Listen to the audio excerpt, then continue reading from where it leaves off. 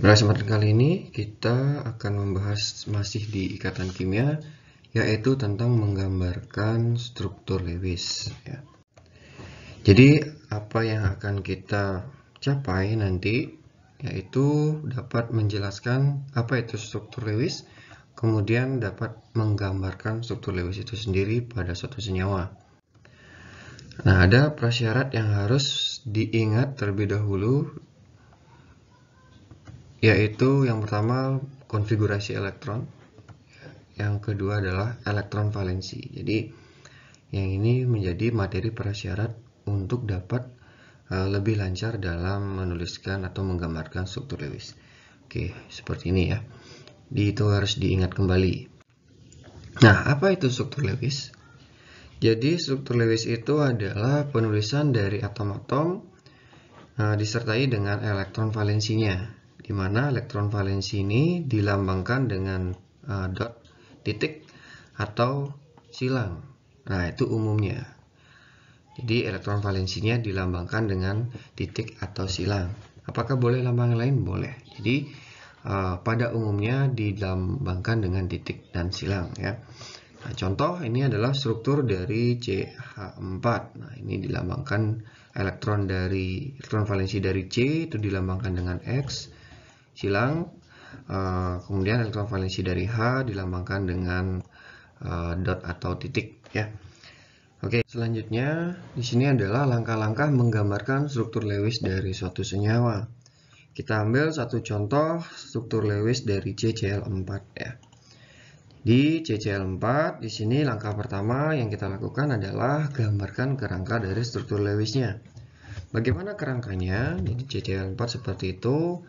Jadi dalam menggambarkan kerangka kita pilih dulu atom pusat ya. Jadi ada yang namanya atom pusat dan ada yang namanya atom tetangga. Atom pusat yang mana? Nah, atom pusat itu adalah yang jumlah atomnya lebih sedikit. Jadi di sini C itu jumlahnya 1 dalam senyawanya, kemudian Cl jumlahnya ada 4. Berarti atom pusatnya adalah C karena jumlah C lebih sedikit dari atom Cl. Kemudian di mana kita meletakkan atom tetangganya? Nah, atom tetangganya kita letakkan mengelilingi atom pusatnya bebas ya, tidak harus seperti ini, boleh diagonal kalian letakkan, yang jelas bisa nanti terhubung ya, artinya terhubung seperti ini dengan atom pusatnya. Ketika kita letakkan di sini Cl-nya di posisi ini, maka dia tidak bisa terhubung dengan atom pusat. Itu salah ya. Jelas atom tetangga itu harus mengelilingi dari atom pusatnya. Oke, seperti itu untuk penulisan kerangkanya. Atau kalau lebih mudahnya ketika dia ada 4 atom tetangga itu, maka kita bisa buat dia dalam bentuk segi 4. Kalau 3 maka segitiga. Kalau 2 mungkin bisa garis lurus, kalau 5 segi 5, kalau 6 bisa buat kita segi 6, seperti itu ya. Kemudian langkah yang kedua adalah jumlah total elektron valensi. Jadi kita harus menghitung total elektron valensinya. Nah, di sini kita tidak usah lagi menuliskan dari konfigurasi elektron, dan dari konfigurasi elektron kita cari elektron valensinya.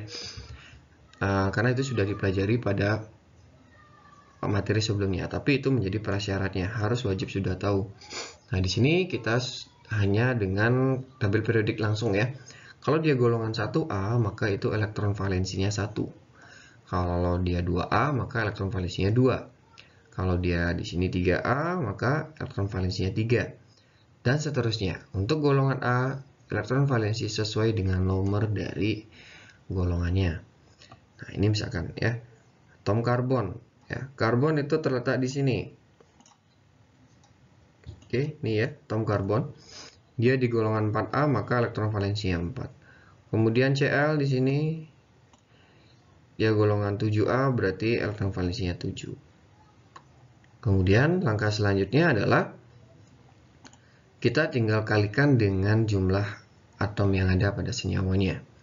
Jadi 4 di sini adalah elektron valensi C, ini 1 adalah jumlah dari C-nya. Kemudian 7 adalah elektron valensi dari Cl, 4 di sini adalah jumlah dari Cl pada senyawanya. Sehingga ketika kita hitung jumlah totalnya adalah ada 32 elektron di sana ya. Oke, seperti itu. Nah, langkah selanjutnya ketika sudah kita menghitung total dari elektron valensinya, itu adalah hubungkan atom pusat dengan atom tetangganya. Oke, caranya menghubungkan adalah kita buat satu ikatan dengan atom pusat. Nah, kenapa satu ikatan? Lagi sekali, atom tetangga tadi memiliki 7 elektron valensi. Nah, karena dia 7, untuk mencapai stabil atau 8 elektron atau keadaan oktet istilahnya, kurang lagi 1, maka cukup kita membuat sepasang elektron saja dengan atom pusatnya.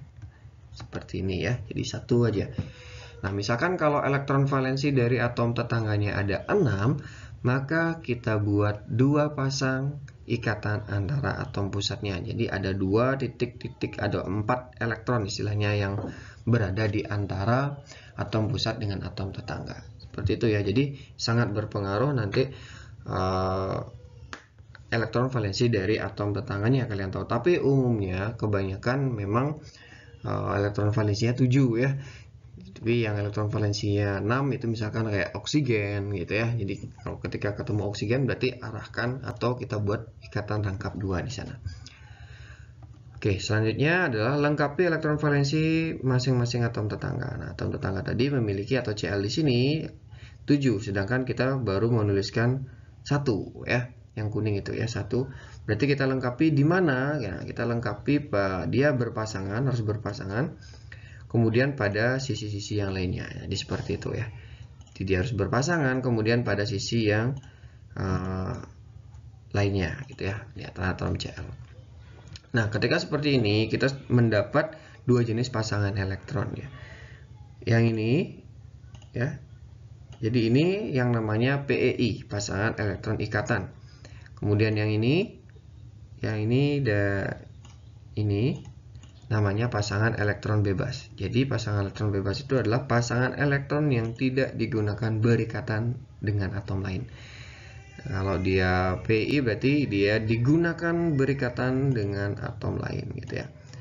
Oke, seperti itu. Langkah selanjutnya adalah kita cek ya, apakah ada kelebihan elektron yang kita tuliskan atau tidak ya. Tadi di awal kita hitung jumlah elektron valensi totalnya adalah 32. Jadi titik-titik atau elektron valensi ini kita hitung kembali apakah 32 atau tidak ya. Tetapi ini sudah memang 32, berarti langkah yang ini bisa kita lewati ya. Kalau belum seandainya, maka kelebihan elektron itu kita letakkan pada atom pusatnya. Di mana kita bisa letakkan? Di bagian diagonalnya ya. Di sini bisa kita isi, di sini bisa kita isi, di sini bisa kita isi, dan di sini bisa kita isi. Nah, cara mengisinya dia harus berpasangan, tidak boleh pisah-pisah. Karena sisanya itu pasti genap jumlahnya ya. Oke, jadi harus berpasangan ya. Jadi di sini 1 elektron, di sini 1 elektron lagi gitu. Tidak boleh misalkan di sisi sini 1, di sisi sini 1, di sini 1, itu tidak diperbolehkan. Jadi harus berpasangan. Oke. Selanjutnya kita cek apakah atom pusat sudah oktet atau tidak. Nah, kita hitung kembali. Di sini ya. Kita hitung kembali atom pusatnya sudah oktet atau tidak. Ya, jadi kalau dia sudah berada di tengah-tengah antara 2 atom, maka pasangan elektron itu menjadi milik dari keduanya. Jadi yang ini merah dan kuning ini milik dari C dan Cl. Ini juga miliknya C dan Cl. Ini miliknya C dan Cl, dan ini miliknya C dan Cl. Jadi kalau sudah berada di antara 2 atom, maka miliknya bersama. Nah, itulah yang membedakan ikatan kovalen dengan ikatan ion. Kalau ikatan ion ada atom elektron yang dilepaskan dan ada yang ditangkap, sehingga membentuk ikatan atau membentuk ion positif, dan ion negatif menjadi ikatan ion nanti ya. Nah, kalau ikatan kovalen itu tidak ada yang dilepaskan atau yang ditangkap, melainkan sama-sama menyumbangkan elektronnya untuk digunakan secara bersama-sama, seperti itu. Oke, yang ini bisa dituliskan dalam bentuk garis. Kalau kalian menuliskan dalam bentuk garis, maka artinya satu garis itu sepasang elektron ya.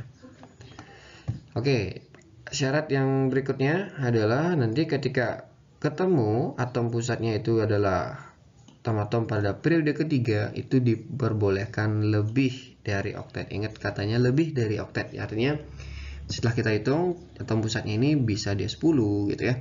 Tetapi kalau kurang dari oktet tidak bisa ya. Kalau kurang dari oktet di periode ketiga itu tidak bisa. Nah, hanya syaratnya pada periode ketiga dan bisa lebih dari oktet. Oke, seperti itu untuk contoh yang pertama jadi CCl4 ya. Nah, untuk contoh yang berikutnya adalah ini tidak sedetail tadi akan dijelaskan dari NH3. Nah, NH3 kerangkanya seperti itu. Nah, kemudian ketika kita hitung, kita dapat 8 elektron. Nah, untuk atom H itu hanya punya 1 elektron. Jadi mau tidak mau kita hanya membuat 1 pasang ikatan. Jadi tidak menghiraukan yang tadi ya. Kalau tadi kan kita buat dia supaya dia oktet ya.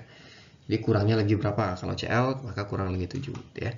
Kalau O misalkan berarti kurang lagi 2 karena elektron valensinya ada 6. Nah, kita buat 1 pasang ikatan. Nah, di sini setelah itu kita cek apakah sudah 8 atau tidak gitu kan.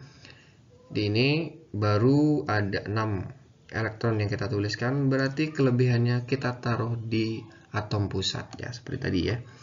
Seperti itu. Oke, lagi sekali harus berpasangan, tidak boleh terpisah. Seperti itu contoh ketika ada elektron yang lebih. Nah, kemudian selanjutnya ini PCl5. Kerangkanya seperti itu, karena dia 5 berarti kita buat dia ya agak seperti segi 5 lah ya. Oke, di sini ada kesalahan, ini harusnya 7 kali 5 itu 35 ya. Ini dikoreksi aja. Totalnya adalah 30 elektron ya. Oke, Cl, kembali Cl, dia memiliki elektron valensi 7, berarti untuk mencapai 8 kurang lagi 1 ya, berarti kita arahkan hanya 1 atau kita buat 1 pasang ikatan. Kemudian kita lengkapi Cl sebanyak elektron valensinya seperti itu. Nah, kemudian kita hitung ya, silakan dihitung. Nah, itu sudah 30 elektron ya. Dan yang berikutnya adalah kita cek dia apakah sudah oktet gitu ya. Oh, ternyata ini ada ada 10 ya, ada 10 elektron dimiliki oleh P, berarti dia itu lebih dari oktet. Nah, sekarang kita cek P itu berada di mana. Oke, P ternyata berada di sini. Dia berada di periode ketiga. Berarti ini diperbolehkan seperti ini ya. Seandainya dia tidak, maka ini akan salah jadinya gitu ya. Jadi diperbolehkan lebih dari oktet. Nah, ini contoh untuk atom pusatnya yang periode ketiga. Nah, kemudian berikutnya menggambarkan struktur Lewis CO2 ya. CO2 ada C dan O, berarti seperti itu. Nah, ini ada 16 elektron yang kita isi. Nah, lagi sekali elektron valensi dari atom tetangganya atau O6. Berarti berapa yang harus kita buat dengan atom pusatnya? Berarti 2 ikatan ya, karena di sini untuk mencapai oktet atau 8 elektron O memerlukan 2 elektron. Jadi kita buat 2 ikatan. Nah, seperti ini maksudnya 2 ikatan itu ya. Jadi kemudian sisanya lagi O sudah kita tuliskan 2, berarti kurang lagi 4. Nah, kita tuliskan pada sisi yang lainnya. Oke. Kemudian setelah itu kita cek apakah atom pusatnya sudah oktet atau tidak. Oke, ternyata sudah oktet. Berarti ini sudah selesai dia. Oke, seperti itu. Ketika atom tetangganya tidak satu ikatan ya, tidak membentuk satu ikatan. Nah, itu. Tapi umumnya memang kebanyakan senyawa-senyawa yang dibentuk itu akan membentuk satu ikatan. Nah, ini hanya perhatikan aja elektron valensi atom tetangganya itu ya. Kalau misalkan N, berarti kan elektron valensinya 5, N di sini ya. Berarti berapa yang harus kita arahkan ya? 3 dia jadinya. Oke, seperti itu. Ya. Oke, seperti itu penjelasan untuk menggambarkan struktur Lewis. Semoga bisa dipahami.